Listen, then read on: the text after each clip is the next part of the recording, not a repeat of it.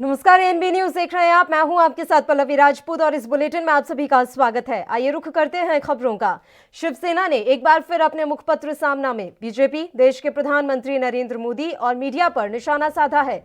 शिवसेना ने web series तांडव को लेकर शुरू हुए विवाद पर सवाल खड़े किए हैं। शिवसेना ने एक बार फिर अपने मुखपत्र सामना में बीजेपी, देश के प्रधानमंत्री नरेंद्र मोदी और मीडिया को अपने निशाने पर लिया। शिवसेना ने वेब सीरीज तांडव को लेकर शुरू हुए विवाद पर सवाल खड़े करते हुए लिखा है कि एमएफ हुसैन निसंदेह महान चित्रकार थे, लेकिन उन्होंने हिंदू देवी देवताओं के चित्र पर जिस तरह से चित्र बनाए हैं उस पर शिवसेना ने आपत्ति जताई थी। विवाद इतना बढ़ा कि एमएफ हुसैन को देश छोड़कर जाना पड़ा। हिंदू देवी देवताओं के अपमान पर किसी भी स्थिति में समझौता संभव ही नहीं है, लेकिन भारतीय जनता पार्टी ने जो तांडव शुरू किया है उसमें प्रामाणिकता का अंश कितना है उस पर संदेह है, क्योंकि जो तांडव के विरोध में खड़ी है वही भाजपा भारत माता का अपमान करने वाले उस अर्नब गोस्वामी के संबंध में मुंह में उंगली दबाकर क्यों चुप बैठ गई है। सामना में आगे लिखा गया है कि हिंदुस्तानी सैनिकों और उनकी शहादत का अपमान जितना गोस्वामी ने किया उतना अपमान पाकिस्तानियों ने भी नहीं किया होगा। पुलवामा में हमारे सैनिकों की हत्या यह देशांतर्गत राजनीतिक षड्यंत्र था, लेकिन लोकसभा चुनाव जीतने के लिए इन 40 जवानों का खून बहाया गया। ये सब देखकर स्वयं भगवान श्री राम भी अपना माथा पीट रहे होंगे, लेकिन भारतीय जनता पार्टी ने इस पर तांडव तो छोड़िए भांगड़ा भी नहीं किया। सामना के इस एडिटोरियल पर बीजेपी नेता राम कदम काफी भड़क गए हैं।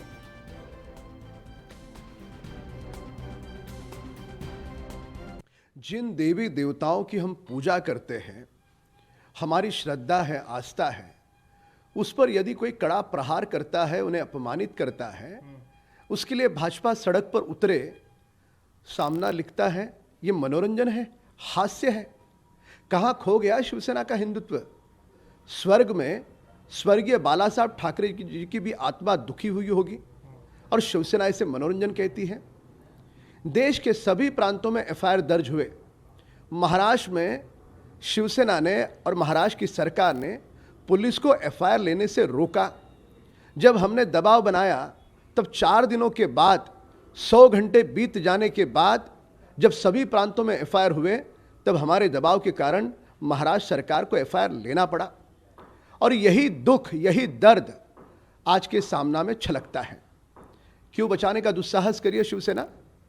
फिल्म जगत के बड़े लोग और अमेजॉन जैसी बड़ी धनवान कंपनी, इनको बचाने के लिए हमारे देवी देवताओं के आस्था के साथ जो खिलवाड़ कर रहा है, उसे शिवसेना बचाने का दुष्कर्म कर रही है। यह मनोरंजन का विषय हो नहीं सकता। यह हास्य यदि शिवसेना को लगता है तो वो कितने वोटों की राजनीति के लिए गिर गए हैं।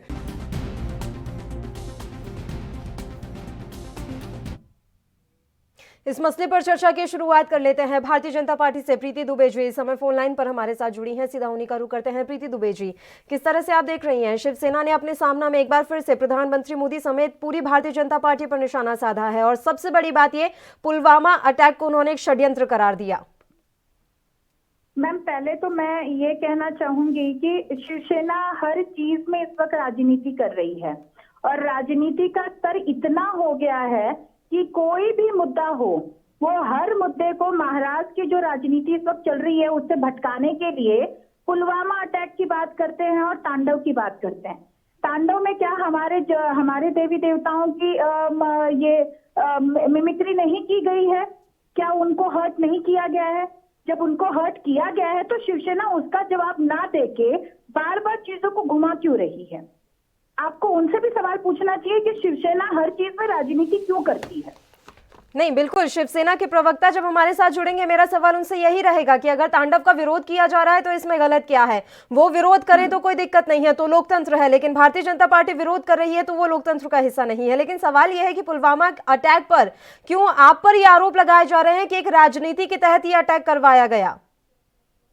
क्या पुलवामा अटैक जो है, आप पूरे जनता के सामने सारी चीजें रखी गई हैं। हमारे प्रधानमंत्री ने सारी चीजों को, सारे फैक्ट्स को पूरी तरीके से आके संसद में जवाब दे के उसके बाद में पूरे इंटरनेशनल मीडिया के सामने आके उन्होंने जवाब दिया था।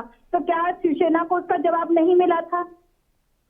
बिल्कुल, और ये बात कही गई है सामना में, प्रीति जी, ये बात कही गई है सामना में कि गोस्वामी की जो चैट लीक हुई है उस पर भारतीय जनता पार्टी इतनी चुप क्यों है? क्यों चुप्पी साधे बैठी है पूरी बीजेपी? बीजेपी कोई इस पे चुप्पी नहीं साधी गई है मैम। ऐसा है कि सारी जनता जानती है कि बीजेपी पार्टी ऐसी पार्टी है, मोदी जी हर चीज अपने रूल्स एंड रेगुलेशन के अंतर्गत करते हैं। तो क्या इसका मतलब यह है कि शिवसेना ने एक वजीफा छोड़ दिया है या कोई मस्कुल्ला छोड़ दिया तो क्या वो हर चीज का जवाब दिया जाएगा? जो चीजें इंटरनेशनल सिक्योरिटी की चीज होती है, शिवसेना या कांग्रेस को तो उससे कोई लेना देना होता ही नहीं है। तो वो तो हर चीज का जवाब मांगेंगे। तो क्या पुलवामा का जवाब हम क्या मीडिया में आके प्रधानमंत्री मोदी जी देंगे? प्रधानमंत्री मोदी जी एक जिम्मेदार पोजीशन पे हैं, तो उनकी तो जवाबदारी बनती है ना कि वो उस जवाबदारी का निर्वहन करेंगे। ठीक है, राम कदम हिंदुत्व पर सवाल उठा रहे हैं शिवसेना के। उन्होंने कहा है कि उन्हें ये मनोरंजन कैसे लग सकता है, वेब सीरीज के जिस हिस्से से दिक्कत हो रही है इस समय देश को, वो उसे सिर्फ मनोरंजन बता रहे हैं। बिल्कुल, राम कदम जी का जो भी स्टैंड है वो बिल्कुल ही सही है, क्योंकि आप ये देखिए कि जहां हमारी सनातन संस्कृति का ये मजाक बनाते हैं तब इनको कोई दिक्कत नहीं होती है क्या? उसके अंदर जितने भी जो कलाकार हैं, क्या उनको ये दिक्कत नहीं हुई? जब शिव जी का मजाक बनाया जाता है तो क्या दिक्कत नहीं होगी? जो भी सनातन होगा, जो भी सनातन यहाँ पे है, जो शिव जी को पूछता है, उसको तो तकलीफ होगी ही होगी मैम। तो ऐसा माना जाए प्रीति दुबे जी कि सिर्फ मुद्दों से ध्यान भटकाने के लिए इस तरह की सामना में जो है लेख लिखे जा रहे हैं ताकि लोग इनकी कमियों पर ध्यान ना दे पाए।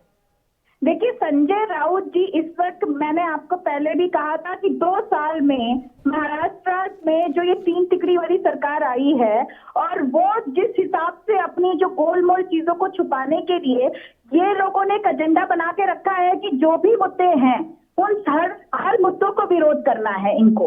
और अर्नब गोस्वामी के साथ में इन्होंने क्या किया, अगर जो भी हिंदुत्व की बात करेगा, जो भी राष्ट्र की बात करेगा, उसको ये लोग इस तरीके से केसों से फंसाएंगे और केसेस में फंसाने के बाद में वो जवाब देने लायक नहीं रहेगा, क्योंकि वो तो केसेस में उलझ जाएगा, तो वो हमारे मीडिया को आके कैसे वो करेगा? यही मुद्दा इन्होंने अब सुशांत का केस देख लीजिए, क्या आज तक जस्टिस हुआ? उसके लिए क्यों नहीं आवाज उठाई जाती है? क्यों शिवसेना का महाराष्ट्र में सुशांत का केस हुआ तो उसके लिए शिवसेना ने कभी कोई जवाब क्यों नहीं दिया? सामने में कोई लेख क्यों नहीं छपा? बिल्कुल, हमारे साथ इस समय शिवसेना से भी जुड़े हैं प्रवक्ता शशि यादव जी, सीधा उन्हीं का रुख कर लेते हैं। शशि जी, मुखपत्र सामना में किस हिसाब से ये बातें लिखी गई हैं? एक बार फिर से प्रधानमंत्री पर निशाना साधा गया, बीजेपी पर निशाना साधा गया, और दिक्कत ये हो रही है कि तांडव का विरोध जताया जा रहा है। शशि जी देखिए पल्लवी जी, सामना में जो भी लिखा गया है इस बारे में मुझे ये कहना है कि ये जो भी बीजेपी का जो भी तांडव के ऊपर जो विषय है, तांडव में देवी देवताओं के ऊपर जो भी मजाक उड़ाया गया है या जो भी अपमान किया गया है, इससे शिवसेना बिल्कुल सहमत नहीं है। शिवसेना हमेशा हिंदुइज्म की तरफ रही है और हिंदुइज्म को मानने वाली पार्टी है। हमारा यही कहना है कि जो भी बीजेपी सिर्फ किसी मुद्दे पे बहुत ज्यादा हिंदुइज्म दिखाती है और कुछ मुद्दे ऐसे होते हैं जो भारत माता के भी विषय में कुछ कोई बोलता है, चाहे अर्नब गोस्वामी जी हो या कोई भी हो, उन सब मुद्दे में ये लोग एकदम चुप्पी साध लेते हैं। इस वजह से बार बार ये सवाल उठता रहा कि किसी मुद्दे पे ये हिंदुइज्म रहे क्या? हिंदुइज्म हर मुद्दे पे होना चाहिए। हम हिंदू को मानते हैं, हिंदू भावना हमारे साथ में है, या सनातन धर्म को मानने वाले हम लोग हैं, तो इस चीज में, हर चीज में हम हिंदू होने चाहिए। है नहीं कि कोई मुद्दे पे हिंदू है, कोई मुद्दे पे नहीं है, बाकी मुद्दों पे क्यों चुप रहते हैं? तो आपकी दिक्कत बस ये है कि बाकी मुद्दों पर क्यों चुप रहते हैं। ठीक है, इस दिक्कत के लिए हम पूछ लेंगे प्रीति जी से सवाल, लेकिन शशि जी एक बात बताइए, ये किस हिसाब से उन्होंने लिख दिया है कि जो पुलवामा अटैक हुआ था वो देशांतर्गत एक षड्यंत्र है? संजय राउत के पास कोई प्रूफ है क्या इस बात का कि ये षड्यंत्र रचा गया था और भारतीय जनता पार्टी ने ये षड्यंत्र रचा था चुनाव जीतने के लिए? हेलो, आवाज आ रही है शशि जी आपको मेरी? हेलो शशि जी तक मेरी आवाज नहीं पहुंच पा रही है। प्रीति जी, उनकी समस्या बस यही है कि किसी मुद्दे पर तो आप जोर शोर से अपनी आवाज उठा लेते हैं, लेकिन कई ऐसे मुद्दे होते हैं जिन पर भारतीय जनता पार्टी का कोई भी नेता प्रवक्ता कुछ बोलने के लिए तैयार नहीं होता। तो किसी मुद्दे पर हिंदुत्व क्यों जागता है? प्रीति दुबे जी, आवाज पहुंच रही है? हाँ जी मैम, आपकी आवाज पहुंच रही है। मेरा सवाल ये है, शशि जी हमारे साथ जुड़े थे, उन्होंने ये बात कही है कि हमें दिक्कत यहाँ पर आ रही है कि किसी किसी मुद्दे पर ये अपना हिंदुत्व दिखाने के लिए आगे आ जाते हैं, लेकिन कई ऐसे मुद्दे होते हैं जिन पर बीजेपी उसके नेता कार्यकर्ता चुप्पी साध कर बैठ जाते हैं। आखिर ऐसा क्यों? मैम, ऐसा है कि भारतीय जनता पार्टी कभी भी हमेशा से सनातन के लिए हमेशा आवाज उठाती रही है।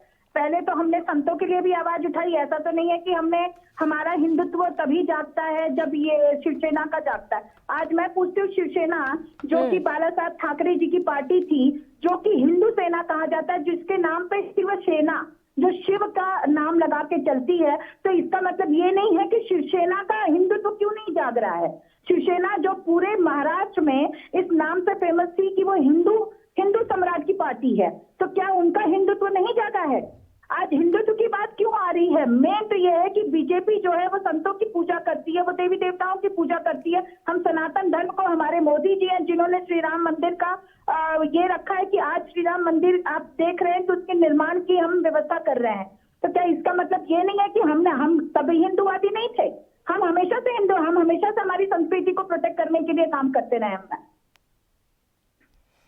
लेकिन वो बार बार वही पुलवामा अटैक पर आ जा रहे हैं ना, कि जब चैट लीक होती है किसी एक शख्स की तो उस पर और ये बात तो आप भी मान रही है ना प्रीति जी कि वो उस चैट को लेकर अभी तक बीजेपी के किसी नेता और कार्यकर्ता ने जवाब नहीं दिया है या फिर प्रतिक्रिया नहीं दी है कि हाँ ये तो गलत है या इस तरह से नहीं होना चाहिए था, या किसी तरह की कोई कार्रवाई बन रही है तो वो की जाए। बताइए, एक व्हाट्सएप चैट जो लीक हुई है, तो क्या उसके लिए जो हमारी जो केंद्रीय राजनीति है उसको जवाब देने की जरूरत है? जिन्होंने पूरा जवाब दे दिया है, वो सारा जवाब संसद में दिया जा चुका है, उसके बावजूद भी आप एक बात करेंगे। अच्छा बताइए उसके अंदर गलत क्या है? अगर उन्होंने कहा है कि देश में कुछ न कुछ होने वाला है, तो देश में तो कुछ न कुछ होने वाला था, ये तो आम जनता के एक एक बच्चे को भी पता था। तो उसमें अगर अर्नब गोस्वामी जी ने अगर किसी के साथ में कोई चैट भी किया हुआ होगा, मैंने अभी तक उसकी कंफर्मेशन हमको नहीं आ रही है, लेकिन ना तो मैंने अर्नब जी से बात की है, ना मैंने रिपब्लिक टीवी से बात की है। उसके बावजूद मैं ये बोलती हूँ कि क्या उन्होंने एक पर्सनल व्हाट्सएप चैट लीक हो रही है, बराबर है, तो क्या उसके लिए क्या भारतीय जनता पार्टी आंसरेबल है? ठीक है, शशि जी का रुख कर लेते हैं, प्रीति जी सीधा उन्हीं का रुख कर लेते हैं। शशि जी, आपसे सवाल है कि किस आधार पर पुलवामा अटैक की बात सामना में लिखी है संजय राउत ने? किस आधार पर, क्या प्रूफ है उनके पास कि ये देशांतर्गत एक षड्यंत्र था? पल्लवी जी, मैं पूरी तरह से सुन नहीं पा रहा हूँ आपको, आपकी आवाज मेरे पास नहीं आ रही है। क्या अब मेरी आवाज आप तक पहुंच रही है शशि जी? बहुत टूट टूट के आ रही है। एक बार फिर से आपको फोन लाइन कनेक्ट करते हैं, नेटवर्क इशू हो रहा है, इस वजह से शायद मेरी आवाज आप तक नहीं पहुंच पा रही है। इस मसले पर चर्चा लगातार यूं ही जारी रहेगी, दोनों मेहमान भी हमारे साथ बने रहेंगे। एक छोटे से ब्रेक के लिए, उससे पहले रुक लेते हैं, फौरन हाजिर होंगे।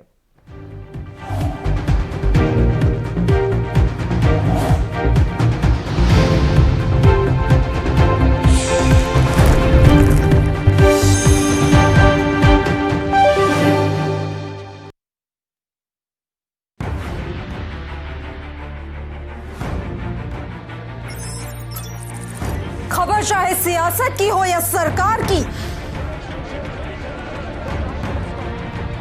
खबर चाहे भ्रष्टाचार की हो या गुनहगार की, दिन भर में क्या रहा देश जगत का हाल, किस मुद्दे ने बनाई किसकी सरकार, रखते हैं हम सब पर नजर, पहुंचाते हैं हम हर खबर। हम हैं ANB न्यूज।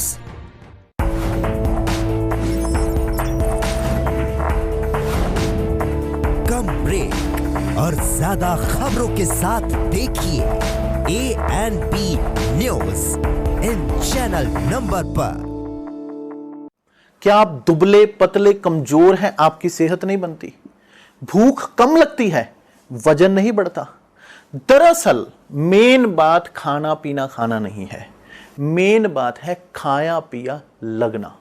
और अगर खाया पिया लगेगा ही नहीं तो सेहत बनेगी कैसे?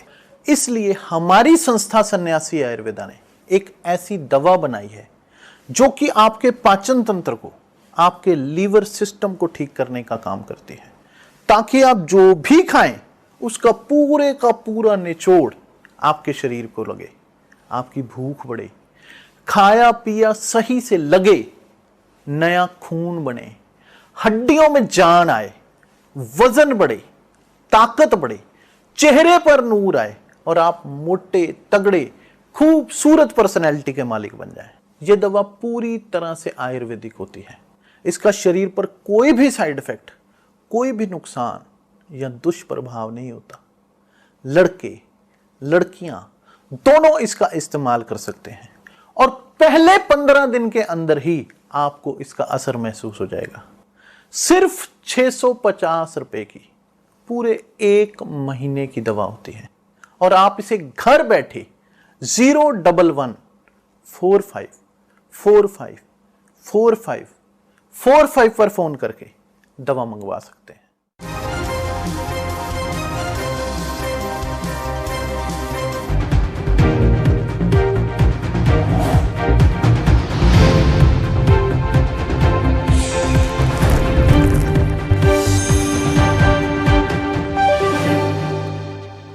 ब्रेक के बाद एक बार फिर से आप सभी का स्वागत है। शिवसेना के मुखपत्र सामना में एक बार फिर से प्रधानमंत्री नरेंद्र मोदी और बीजेपी पर निशाना साधते हुए ऐसी बातें लिखी गई हैं जिन पर इस समय सियासत तेज है और राम कदम ने इन बयानों पर भी निशाना साधा है। दोनों मेहमान लगातार हमारे साथ जुड़े हुए हैं। शशि जी, क्या मेरी आवाज अब आप तक पहुंच पा रही है? शशि कुमार यादव जी, आप मुझे सुन पा रहे हैं सर? हाँ जी, हाँ जी, हाँ। शशि जी, मेरा सवाल ये है कि किस बेहाफ पर सामना में ये बातें लिखी गई हैं कि पुलवामा जो अटैक हुआ था वो देशांतर्गत षड्यंत्र था। क्या संजय राउत के पास किसी तरह का कोई सबूत है इसके बारे में? Hello hello hello. Preeti ji हमारे साथ जुड़ी हुई हैं। शशि जी तक आवाज नहीं पहुंच पा रही है। प्रीति दुबे जी, जब इस तरह की बातें सामना में लिखी जाती हैं जिसमें अक्सर ही बीजेपी को निशाना बनाया जाता है या देश के प्रधानमंत्री को निशाना बनाया जाता है, क्या लग रहा है ये अभिव्यक्ति की आजादी के नाम पर कुछ ज्यादा ही हो रहा है? बिल्कुल, मैं तो बिल्कुल ये चाहूंगी कि मैम ये अभिव्यक्ति तो है ही नहीं। पहले तो जब ये पुलवामा अटैक हुआ भी था तो मैं ये बोलना चाहूंगी कि उस समय पे शिवसेना का जो अलायंस था वो बीजेपी के साथ में था और उस समय की जो भी डिसीजन लिए जा रहे थे उसके अंदर सारे हमारी पार्टियों को हम कॉन्फिडेंस में लेके काम कर रहे थे। जब पूरी पार्टी की कॉन्फिडेंस पे काम होता है और देश की इंटीग्रिटी की बात आती है तो क्या संजय राउत जी का ये नैतिक अधिकार नहीं बनता है कि कुछ चीजों को, जब इनके ऊपर ये पीएनबी का घोटाला आया हुआ है तब इन्होंने पुलवामा की बात करते हैं, आप पीएनबी के घोटाले की बात क्यों नहीं करते? क्या सामना के मुखपत्र पे कभी भी उन्होंने पीएनबी और वर्षा राउत के अकाउंट के बारे में चर्चा की संजय राउत जी ने? तो संजय राउत जी की खुद की इंटीग्रिटी पे क्वेश्चन है, तो वो खुद हमारे देश की इंटीग्रिटी या पुलवामा के अटैक की बात क्यों किए चले जा रहे हैं? ठीक है, और जब पुलवामा अटैक हुआ था और उसके बाद जब इस तरह की पूरी कार्रवाई की गई थी, हमारे देश ने जो है जवाब भी दिया था, उस समय तो शिवसेना आपके साथ ही थी, तो उस समय क्यों नहीं उन्होंने सवाल उठाए? ये भी बड़ी बात है प्रीति जी। बिल्कुल, ये इसी पर तो मैं ये चाह रही हूँ कि ये जो ओछी राजनीति संजय राउत जी कर रहे हैं और संजय राउत जी अभिव्यक्ति की आजादी और पत्रकार, अपने आप को पत्रकार बोलते हैं लेकिन मुझे नहीं लगता कि उन्हें पत्रकारिता का ना ए मालूम है ना जेड मालूम है। कुछ ना कुछ लिखना है, वो भी सिर्फ पार्शियलिटी करके लिखना है और अपना पक्ष ही शिवसेना लिखती है। शिवसेना क्या धर्मनिरपेक्ष पार्टी है? तो ऐसा माना जाए कि हिंदुत्व की जिस छवि के साथ शिवसेना शुरू से आगे बढ़ती रही, अब वो छवि रास नहीं आ रही है शिवसेना को? बिल्कुल नहीं आ रही है उनको रास। और आप एक बात सोचिए कि शिव और सेना, जब शिव जी का अपमान हो रहा था तो कल शिवसेना का अंतर्मन जागृत नहीं हुआ? और आज उसके ऊपर, तांडव के ऊपर ये हमारे ऊपर क्वेश्चन मार्क कर रहे हैं। तो क्या ये सनातन नहीं है? क्या बाला साहब ठाकरे जी सनातन और संतों को नहीं पूछते थे? राम कदम जी कह रहे हैं प्रीति जी कि तांडव के निर्देशक और डायरेक्टर को बचाने की कोशिश की जा रही है वहां की सरकार के द्वारा। वहां की सरकार इस तरह के लोगों को बचाने की कोशिश करती है जो कि इस तरह की भाषा का इस्तेमाल करते हैं या इस तरह के सीन डालते हैं अपनी फिल्म्स और सीरीज में। बिल्कुल बिल्कुल बिल्कुल मैम, और हम तो ये चाहेंगे कि किसी भी कीमत पे जो तांडव के निर्माता और निर्देशक है उनको माफी नहीं दी जानी चाहिए, क्योंकि हमने सुना है कि उन्होंने माफी मांग ली है। ये माफी मांगने से तो क्या ऐसे सीरियल बनना बंद हो जाएंगे? एमएफ हुसैन ने भी क्या माफी मांग के अपना काम कर लिया? उसके बावजूद भी आज हमेशा हमारे शिव जी के ऊपर कुछ ना कुछ बातें होती हैं या हमारे धर्म के ऊपर कुछ ना कुछ बातें होती हैं। तो अगर आज आज आज सनातन या हिंदू एक हो रहा है तो मुझे लगता है शिवसेना के या संजय राउत के इसमें राउत के मन में खलबली तो मची हुई है, क्योंकि वो कभी भी हिंदुओं को तो साथ देखना नहीं चाहते थे। बिल्कुल। अब प्रीति जी देखिए, ये जो पूरा एक सीन था जिस पर ये बवाल मचा हुआ है कि हमारे भगवान राम और भगवान शिव को लेकर कुछ वहां पर टिप्पणी की गई, उसके अलावा भी वैसे तो ये मसला मुंबई का है और इसलिए हमने आपको जोड़ा है, लेकिन योगी आदित्यनाथ जो कि यूपी के सीएम है, उन्होंने भी कहा था कि इस तरह के जो वेब सीरीज है वो प्रधानमंत्री जैसे पद पर भी सवाल उठा रहे हैं। जो चीजें उसमें दिखाई गई है, जिस तरह की राजनीति उसमें दिखाई गई है, वो क्या हमारे देश की राजनीति की छवि खराब करने की कोशिश है? बस यही चीज तो अभी आपने आपका जवाब एंकर साहिबा, आपका जो सवाल था उसी में आपका जवाब है। संजय राउत को ये जवाब मिल चुका है कि जिस तांडव सीरीज में जो स्टोरी नैरेट की गई है, अगर आप उसे ध्यान से देखेंगे तो क्या संजय राउत जी इसको फेवर कर रहे हैं? तो मतलब ये संजय राउत जी की जबान है। और आज प्रधानमंत्री जैसे पोजीशन को भी जब इन्होंने मखौल बना लिया है, तो पुलवामा अटैक की बात तो बहुत दूर की बात है, वो तो कभी भी देश में तो बात करेंगे ही नहीं। बिल्कुल। तो अभी क्या लग रहा है, ये वेब सीरीज जो है बैन हो पाएगी? क्योंकि इस तरह की उम्मीद तो अभी कम ही नजर आ रही है। माफी मांग ली गई है और ये हमने कल ही देखा था कि बॉम्बे हाईकोर्ट ने अंतरिम जमानत भी दे दी है। मैडम, मैं ऐसा कहूं कि आज हमारे धर्म की रक्षा करना हमारा कर्तव्य है, और क्या अगर किसी खूनी ने माफी मांग ली तो क्या उसको माफी मिल जाती है? क्या संजय वर्षा राउत ने तो सारे पैसे रिटर्न कर दिए तो क्या उनका क्राइम कम हो गया? बिल्कुल। यानी कि संजय राउत बस अपनी सरकार की कमियों और खामियों को छुपाने के लिए सामना में कुछ ना कुछ ऐसा लिखते रहते हैं जिससे कि पूरा का पूरा ध्यान सिर्फ केंद्र की सरकार पर चला जाए और वो अपनी कमियों और खामियों को छुपा लें। प्रीति जी, बिल्कुल, मैंने वही बोला कि ये सरकार जो महाराष्ट्र की सरकार है वो पूरी तरीके से फेल सरकार है, तीन तिगाड़ी की सरकार है, जिनमें खुद में अपने आप में सामंजस्य की चीज है ही नहीं, और वो इंटीग्रिटी की क्वेश्चन करते हैं बीजेपी के, और बीजेपी के ऊपर वार करना, क्योंकि इनको ये पता है कि जब ये अपने धर्म से भटक गए। आप ये कहावत है हमारे सनातन में कि जब जिसका धर्म ही नहीं है उस आदमी की तो कोई इंटीग्रिटी हो ही नहीं सकती है। तो हमारा तो धर्म भी है और हमारे राष्ट्र हित की बात भी है, और हम राष्ट्र सुरक्षा के लिए बीजेपी हमेशा से तत्पर रही। बिल्कुल, बहुत बहुत शुक्रिया प्रीति जी, आप हमारे साथ जुड़े तमाम चर्चा के लिए। तो शिवसेना ने एक बार फिर से अपने मुखपत्र सामना में देश के प्रधानमंत्री नरेंद्र मोदी और मीडिया पर निशाना साधा है। शिवसेना ने वेब सीरीज तांडव को लेकर शुरू हुए विवाद पर सवाल खड़े किए हैं।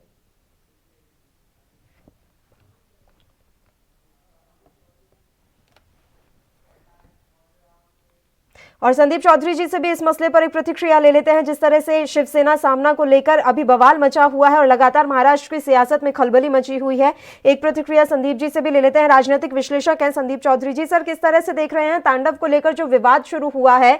बीजेपी लगातार इस तांडव वेब सीरीज का विरोध जताती हुई नजर आ रही है, लेकिन शिवसेना ने अब इस विरोध पर भी संदेह खड़ा कर दिया है। उनका ये मानना है कि कोई ना कोई खोट है बीजेपी में, इसलिए इस सीरीज का जो है विरोध किया जा रहा है। देखिए, मैं आपको बता दूं किस तरीके से के ऊपर देश में बहुत प्रदर्शन कर रहे हैं, क्योंकि ये हमारी धार्मिक भावनाओं से जुड़ा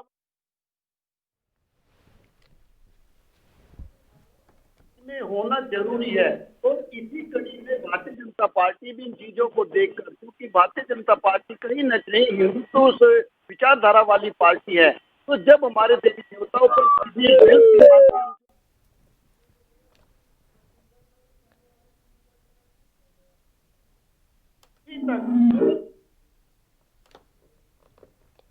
बिल्कुल संदीप जी, हमारे देश में इस तरह की जो सीन है या सीरीज है उनकी कोई जगह नहीं होनी चाहिए, क्योंकि हिंदू देवी देवताओं का अपमान कोई भी बर्दाश्त नहीं करेगा। तो शिवसेना ने एक बार फिर से अपने मुखपत्र सामना में देश के प्रधानमंत्री और भारतीय जनता पार्टी पर निशाना साधा है, जो कि अब बीजेपी को रास नहीं आ रहा और बीजेपी लगातार शिवसेना पर निशाना साधने में और पलटवार करने में लगी हुई है।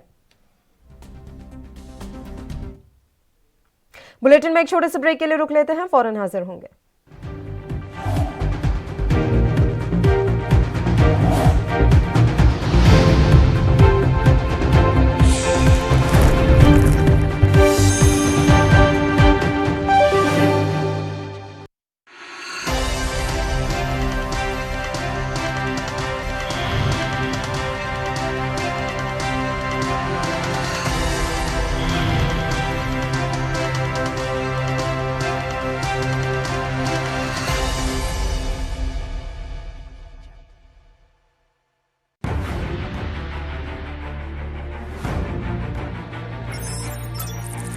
खबर चाहे सियासत की हो या सरकार की, खबर चाहे भ्रष्टाचार की हो या गुनहगार की, दिन भर में क्या रहा देश जगत का हाल, किस मुद्दे ने बनाई किसकी सरकार, रखते हैं हम सब पर नजर, पहुंचाते हैं हम हर खबर। हम हैं ANB न्यूज।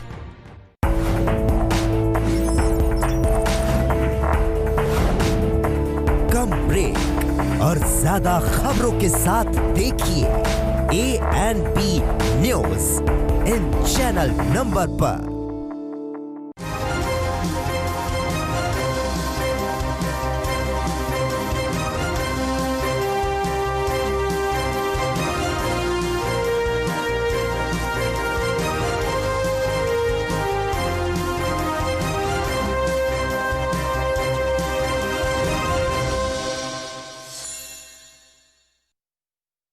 क्या आप दुबले पतले कमजोर हैं, आपकी सेहत नहीं बनती, भूख कम लगती है, वजन नहीं बढ़ता? दरअसल मेन बात खाना पीना खाना नहीं है, मेन बात है खाया पिया लगना। और अगर खाया पिया लगेगा ही नहीं तो सेहत बनेगी कैसे? इसलिए हमारी संस्था सन्यासी आयुर्वेदा ने एक ऐसी दवा बनाई है जो कि आपके पाचन तंत्र को, आपके लीवर सिस्टम को ठीक करने का काम करती है, ताकि आप जो भी खाएं उसका पूरे का पूरा निचोड़ आपके शरीर को लगे, आपकी भूख बढ़े, खाया पिया सही से लगे, नया खून बने, हड्डियों में जान आए, वजन बढ़े, ताकत बढ़े, चेहरे पर नूर आए और आप मोटे तगड़े खूबसूरत पर्सनैलिटी के मालिक बन जाएं। यह दवा पूरी तरह से आयुर्वेदिक होती है। इसका शरीर पर कोई भी साइड इफेक्ट, कोई भी नुकसान या दुष्प्रभाव नहीं होता। लड़के लड़कियां दोनों इसका इस्तेमाल कर सकते हैं और पहले 15 दिन के अंदर ही आपको इसका असर महसूस हो जाएगा। सिर्फ 650 रुपए की पूरे 1 महीने की दवा होती है और आप इसे घर बैठे 01145454545 पर फोन करके दवा मंगवा सकते हैं।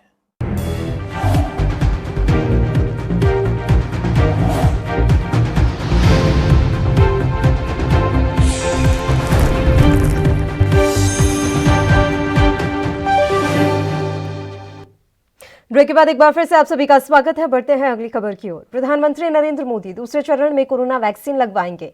वैक्सीनेशन के दूसरे चरण में प्रधानमंत्री और राज्य के मुख्यमंत्री को कोरोना का टीका लगाया जाएगा। आम लोगों में वैक्सीन के प्रति भरोसा जगाने के लिए प्रधानमंत्री और बाकी नेता वैक्सीन लगवाएंगे। बता दें कि टीकाकरण की शुरुआत वाले दिन खुद प्रधानमंत्री मोदी ने कहा था कि वैक्सीन के दूसरे चरण में 50 साल से ऊपर के लोगों को वैक्सीन लगाई जाएगी।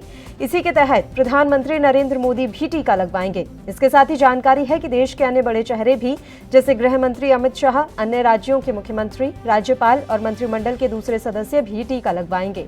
50 साल से ऊपर से सभी सांसदों और विधायकों को भी कोरोना की वैक्सीन दी जाएगी। दूसरे चरण में सुरक्षा बलों के जवानों और 50 साल से ऊपर के लोगों को टीका दिया जाएगा। फिलहाल यह साफ नहीं है कि देश में दूसरा चरण कब से शुरू होगा। बता दें कि कोरोना वैक्सीन न लगवाने को लेकर प्रधानमंत्री मोदी विपक्ष के निशाने पर थे। कांग्रेस, बीएसपी, आरजेडी समेत तमाम दलों ने पीएम मोदी के टीका न लगवाने को मुद्दा बनाया था। कांग्रेस नेता मनीष तिवारी ने तो वैक्सीन की मंजूरी प्रक्रिया पर ही सवाल उठा दिए थे।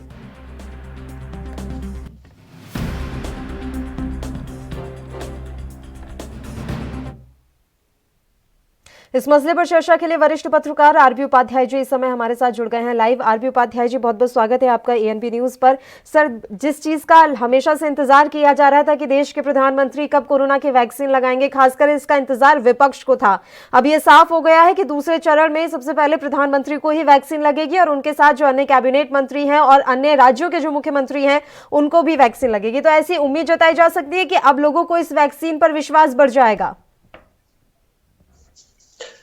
देखिए, डेफिनेटली अभी तक जो एक भ्रम की स्थिति पैदा हो गई थी पल्लवी, लोगों में भ्रम था कि भी नेता नहीं लगवा रहे हैं, अब नेता नहीं लगवा रहे हैं और आम आदमी के लिए वैक्सीन उतारी जा रही है।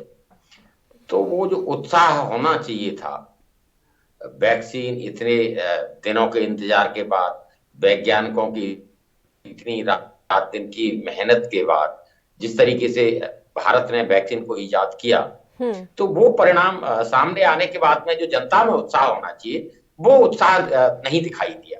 आप देखेंगे स्वास्थ्य कर्मी भी बच रहे हैं, अवॉइड कर रहे हैं, तो उस तरह का एक मैसेज चला गया कि भी कहीं ना कहीं वैक्सीन की जो विश्वसनीयता है उस पर कहीं प्रश्न चिन्ह लगा। मेरा मानना यह उसी का परिणाम है कि लोग इतने उत्साहित नहीं रहे टीका लगवाने के लिए। अब इस कड़ी में कहीं ना कहीं ये होता है कि भी प्रधानमंत्री आगे आए, जो भी सार्वजनिक जीवन के लोग हैं वो लोग आगे आए। ये बात अलग है कि वैज्ञानिक पूरी तरीके से भरोसा दिलाते रहे। आप देखेंगे एम्स के डायरेक्टर ने भी एक्चुअल में वहां पर कोरोना वैक्सीन ली है और कई डॉक्टरों ने वैक्सीन लेने के बाद काम भी किया है, ऑपरेशंस किए हैं। उस तरह की जो ये खबर है, जो सकारात्मक खबरें हैं वो मीडिया ने दिखाई, लेकिन फिर भी आप देखेंगे कि जो जनता का विश्वास है वो कहीं ना कहीं डगमगा रहा है। आम आदमी का जो विश्वास है वैक्सीन के ऊपर होना चाहिए, जो एक उत्साह होना चाहिए, वो देखने में नहीं मिल रहा। कहीं ना कहीं एक घबराहट, एक बेचैनी और एक भ्रम की स्थिति जो पैदा हुई है, इस भ्रम को तोड़ने के लिए ये बहुत जरूरी था। माननीय प्रधानमंत्री जी की जो पहल है वो स्वागत योग्य कदम है। इससे एक मैसेज गया है और कहीं ना कहीं अभी तक जो एक प्रक्रिया धीमी पड़ रही थी, लोग आगे नहीं आ रहे थे वैक्सीनेशन कराने के लिए, टीकाकरण के लिए, वो लोग और आगे आएंगे। और जिससे जो कोरोना महामारी है, देखिए ये बड़ा गोल्डन पीरियड है। इस समय आप देखेंगे कि बहुत केसेस कम हैं जी। तो ऐसे में अगर जितना तेजी से टीकाकरण होगा उतना मैं देखता हूं कि कहीं ना कहीं हम इस महामारी से, बीमारी से निजात पा पाएंगे। जहां देखेंगे विश्व पटल पर भी दूसरा कोरोना का एक रूप सामने आ रहा है और भारत में भी बहुत सारे मरीज उससे कहीं ना कहीं प्रभावित हो रहे हैं। तो ऐसे पीरियड में ज्यादा से ज्यादा वैक्सीनेशन हो, ज्यादा से ज्यादा टीकाकरण हो, जिससे एक सुरक्षा का माहौल और हम सब लोगों का जीवन सुरक्षित रह सके, ऐसी उम्मीद की जा सकती है। तो माननीय प्रधानमंत्री जी ने जो कहा है, उन्होंने जो पहल की है वो स्वागत योग्य कदम है और जनता में कहीं ना कहीं जो भी स्वास्थ्य कर्मी हैं, दूसरे लोग हैं, उनमें एक भरोसा जगेगा वैक्सीन के प्रति। जो लोग राजनीति कर रहे हैं उनको भी कहीं ना कहीं एक करारा जवाब इसके बाद मिलेगा। क्यों, देखिए राजनीति करिए, राजनीति करने के लिए पल्लवी बहुत सारे मुद्दे हैं, जनमानस से जुड़े हुए मुद्दे हैं, लेकिन वैज्ञानिकों के ऊपर शक जाहिर करना या वैक्सीन के ऊपर शक जाहिर करना या उस पर राजनीति करना, जबकि कोरोना जैसी महामारी पूरा विश्व पीड़ित है, जिससे हम तो कहेंगे कि हमारा भाग्य अच्छे हैं कि भारत की वैक्सीन, भारत में बनी हुई वैक्सीन हम सबके लिए उपलब्ध है। बहुत सारे देश तो कोशिश करने के बावजूद भी अपने यहाँ उस तरह का वैक्सीन नहीं बना पाए हैं, तो वो दूसरे देशों की तरफ बहुत सारे देश भारत की नहीं, बिल्कुल आरबी उपाध्याय जी, ये तो वाकई में गर्व की बात है कि हमारे देश में वैक्सीन का जो है इजाद किया गया, स्वदेशी वैक्सीन है। और अब सबसे बड़ी बात यह है कि हम अपने पड़ोसी देशों को भी वैक्सीन सप्लाई कर रहे हैं। इससे ज्यादा गर्व की बात और क्या होगी। अब बात यहाँ पर यह है कि आपको क्या लग रहा है कि ये फर्स्ट फेज ही कब तक पूरा हो पाएगा? हालांकि दूसरा चरण कब से शुरू होगा इसको लेकर अभी कोई आधिकारिक रूप से जानकारी नहीं आई है, लेकिन जितना स्लो प्रोसेस अभी चल रहा है, ऐसा ही लग रहा है आरबी उपाध्याय जी की मार्च अप्रैल तक तो फर्स्ट फेज ही कंप्लीट हो पाएगा। देखिए जितनी जल्दी लोगों में एक अवेयरनेस आएगी, एक विश्वास जगेगा पल्लवी, तो उतना ही तेजी के साथ काम हो पाएगा। अभी तक आप देख रहे हैं कि जो स्वास्थ्य से जुड़े लोग हैं वो लोग भी विश्वास नहीं कर पा रहे हैं या वो लोग भी आगे नहीं आ पा रहे हैं। तो उम्मीद की जाती है कि भी प्रधानमंत्री के इस ऐलान के बाद लोगों में एक विश्वास जगेगा, लोग आएंगे और फर्स्ट फेज जल्दी पूरा होगा, ऐसी मैं उम्मीद करता हूं। क्योंकि देखिए हमारी जो तैयारियां हैं वो पूरी हैं, भी किस तरीके से टीके को लाना है, किस तरीके से लगना है, सारी चीजें डिफाइन हो चुकी हैं और ट्रायल हो चुके हैं। तो वहां अगर लोगों में उत्साह दिखता है तो इसकी दर बढ़ाई जा सकती है, सेंटर्स बढ़ाए जा सकते हैं वैक्सीन लगाने के, और ज्यादा स्टाफ को डिप्लॉयड किया जा सकता है वैक्सीन लगाने के लिए, और जल्दी ही चरण को पूरा किया जा सकता है और दूसरा चरण शुरू किया जा सकता है। बिल्कुल, लगातार ये कोशिश की जा रही है कि फर्स्ट फेज ही जो है कंप्लीट हो जाए। भ्रम की स्थिति क्यों फैली, इसके आप क्या कारण मान रहे हैं आरबी उपाध्याय जी? लगातार विपक्ष ने भी इसमें खैर अच्छी खासी भूमिका निभाई है, क्योंकि सवाल लगातार उठाए गए विपक्ष की तरफ से वैक्सीन को लेकर। तो क्या भ्रम की स्थिति फैलने का एक ये भी कारण है? बहुत बड़ा कारण विपक्ष का राजनीति करना है। जिस तरीके से आप देखेंगे पॉलिटिकल लीडर्स के बयान आए कि मैं बीजेपी की वैक्सीन नहीं लगवाएंगे, तो देखिए वैक्सीन न बीजेपी की है ना कांग्रेस की है। बीजेपी किसी की, वो वैक्सीन किसी की नहीं होती। निश्चित रूप से वैज्ञानिकों का एक शोध है और उनकी मेहनत है और उसका परिणाम ये वैक्सीन है। तो उसको किसी राजनीतिक दल से जोड़ना, राजनीति से जोड़ना न सत्ताधारी दल के लिए न विपक्ष के लिए ये शोभा नहीं देता है, और उसी का परिणाम है। आप देखेंगे ये बात अलग है कि देखिए वैक्सीनेशन की प्रक्रिया बड़ी लंबी प्रक्रिया है। आप देखेंगे इतना टाइम जो लगा है वो ट्रायल में ही लगा है कि देखिए पहले उसके ट्रायल होने के बाद में जो रिजल्ट आते हैं उनकी स्टडी होती है, क्या क्या साइड इफेक्ट है उन सब की स्टडी होती है। फिर जो साइड इफेक्ट आते हैं उन पर काम किया जा सकता है, और उसके बाद देखिए एक थर्ड फेज का ट्रायल का जो था वो कहीं ना कहीं एग्जम्पशन बहुत सारे मुल्कों ने दिया है, भारत भी उनमें से एक है। क्यों महामारी जिस तरीके से फैल रही है वहां जल्दी थी, क्यों कोई दवा नहीं है, कोई टीका नहीं है, तो बचा कैसे जाएगा कोरोना से। तो वहां एक बहुत बड़ा दबाव सभी सरकारों पर, वैज्ञानिकों पर और पूरी जो एक इंडस्ट्री है उसके ऊपर था। तो उसमें फर्स्ट फेज के ट्रायल के बाद जो भी उसमें डिस्क्रिपेंसी आई या जो भी उस तरीके के आप देखेंगे तो उस पर काम किया गया, उन्हें किया गया और कोशिश की गई कि वैक्सीन जल्दी से जल्दी मार्केट में आए और जल्दी से जल्दी जनता के लिए उपलब्ध हो जी। तो उसको लेकर भी एक भ्रम की स्थिति कई लोगों में थी कि भी ये जो सिस्टम जो फुल प्रूफ फॉलो नहीं किया गया है, तो इसलिए इसमें कुछ गड़बड़ हो सकती है, या ये जो टीका है ये नुकसानदायक हो सकता है। ऊपर से सोने पर सुहागा जो विपक्षी दल है उनकी राजनीति कहीं ना कहीं आड़े आई है, जिससे लोगों में विश्वास कम हुआ है। और देखिए कोई भी टीका होता है उसमें स्वाभाविक है, छोटे मोटे पहले भी टीके देखे होंगे आपने, चेचक का वैक्सीन या दूसरे जो भी वैक्सीनेशन या टीकाकरण होते हैं उसमें कई बार छोटा मोटा बुखार आता है या प्रॉब्लम्स होती हैं, तो वो डॉक्टर्स ने भी कहा है कि इस तरह से घबराने की जरूरत नहीं है। अगर कोई सीरियस मैटर है तो वो उस तरीके से किया गया है कि भाई पहले काउंसलिंग होगी, फिर बात होगी, फिर टीकाकरण होगा और उसके बाद उस व्यक्ति को जिसको टीका लगा है उसे रखा जाएगा। अगर उस दरमियान उसको कोई प्रॉब्लम आती है तो वो उस पर कहीं ना कहीं डॉक्टर देखेंगे और उसका इलाज करें।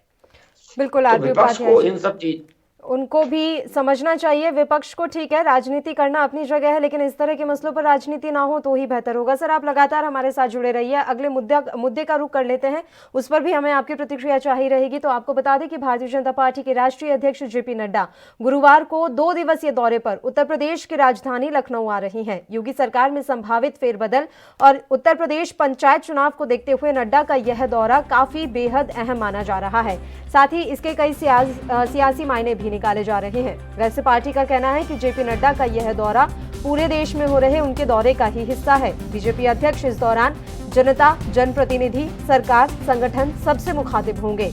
पार्टी की निचली इकाई से लेकर शीर्ष पदाधिकारियों से भी उनका संवाद होगा। माना जा रहा है कि पंचायत चुनाव से लेकर मंत्रिमंडल विस्तार जैसे अहम मसले भी चर्चा का हिस्सा बनेंगे। बैठक के दौरान सीएम योगी आदित्यनाथ, प्रदेश प्रभारी राधा मोहन सिंह और प्रदेश अध्यक्ष स्वतंत्र देव सिंह भी मौजूद होंगे। गुरुवार की रात ही राष्ट्रीय अध्यक्ष की यूपी की कोर कमेटी के साथ भी बैठक होगी। इस दौरान आगामी अभियानों और तात्कालिक मसलों पर भी चर्चा होने के पूरे आसार हैं। वहीं इस बैठक को लेकर मोहसिन रजा, जो कि यूपी सरकार में कैबिनेट मंत्री हैं, उन्होंने और क्या कुछ जानकारी दी है वो भी सुनिए आप।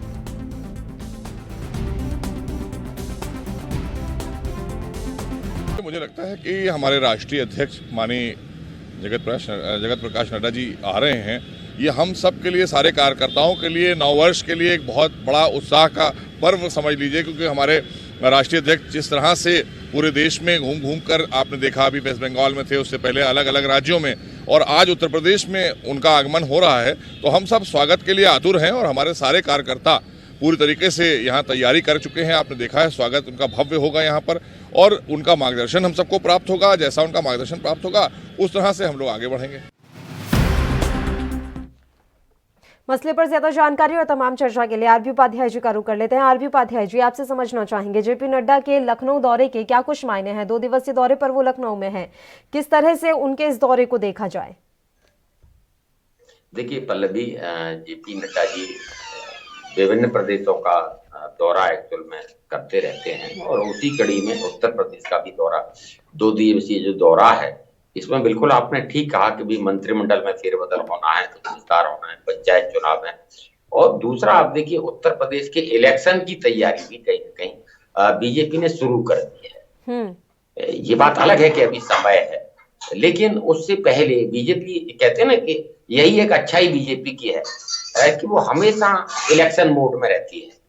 आज इस प्रदेश में, कल उस प्रदेश में, जिन जिन प्रदेशों में इलेक्शन जल्दी है वहां ज्यादा तवज्जो देना, जहां अभी थोड़ा समय है वहां आगे की रणनीति तैयार करना, स्ट्रेटेजी का तैयार करना, और किस तरीके से इलेक्शन लड़ा जाएगा उस पर विचार विमर्श करना, और जो कार्यकर्ता है, जो पार्टी पदाधिकारी है, उनमें जोश भरना। देखिए जब भी पार्टी अध्यक्ष आता है तो सब इकट्ठे होते हैं, और जो अपनी ग्रीवेंस है, अपनी जो परेशानियां हैं, वो सब माननीय अध्यक्ष के सामने रखते हैं और उसका निराकरण ढूंढते हैं। तो उससे कई चीजें बड़ी सॉल्व होती हैं। एक तो जो कम्युनिकेशन गैप है वो नहीं रहता है, समय समय पर आप प्रदेश का दौरा कर रहे हैं, मिल रहे हैं लोगों से, तो उनकी जो तकलीफें हैं वो आपकी नॉलेज में है, और वो फिर उस तरह का, जैसे दूसरी पार्टियों में है कि भी एक डिस्टेंस मेंटेन रखते हैं, मुलाकात नहीं हो पाती है, अंदर ही अंदर भी एक धुआं सुलगता रहता है, और जब बिल्कुल आग लग जाती है तब आपको नजर आता है कि भी असंतोष का बादल फट पड़ा है या फूट पड़ा है। तो एक अच्छा प्रयास है, और मोहसिन रजा ने भी कहा है कि भी आ रहे हैं तो हमारे कार्यकर्ताओं में जोश है, उत्साह है, लोग तैयार हैं उनके स्वागत के लिए, अपनी बात कहने के लिए और मार्गदर्शन। देखिए सबसे बड़ी चीज होती है, जो भी ये अहम पद पर या अध्यक्ष पद पर होता है, पार्टी को किस तरीके से रिएक्ट करना है, किन किन मुद्दों पर विचार करना है, किन किन मुद्दों पर फोकस करना है, कहाँ कहाँ हमें काम करना है। तो बहुत सारी स्ट्रेटेजी एक्चुअल में होती हैं, और उसमें अलग अलग सत्र में अलग अलग स्टेज के कार्यकर्ताओं पदाधिकारियों के साथ समन्वय की जो कमी न रह पाए वो प्रयास किए जाते हैं। तो उत्तर प्रदेश का दौरा, उत्तर प्रदेश के जो भी पदाधिकारी हैं बीजेपी के या जो सत्ता में हैं, उन सब के बीच एक नया उत्साह, एक नया जोश देखने को मिलेगा, और जब सत्ताधारी दल में एक नया जोश और नया उत्साह होगा तो वो काम करने की क्षमता बढ़ेगी, और काम करने की क्षमता बढ़ेगी तो जनता का भला होगा, देश का भला होगा, प्रदेश का भला होगा। बिल्कुल आरबी उपाध्याय जी, बहुत बहुत शुक्रिया तमाम चर्चा के लिए आप हमारे साथ जुड़े। तो जेपी नड्डा 2 दिवसीय उत्तर प्रदेश के दौरे पर हैं, और इस बीच वो कार्यकर्ताओं में तो जोश भरने का काम करेंगे ही, साथ ही कोई बड़ा फेरबदल भी सरकार में हो सकता है। देखने वाली बात रहेगी कि क्या कुछ फेरबदल किया जाता है। इसी के साथ इस बुलेटिन में इतना ही। नमस्कार।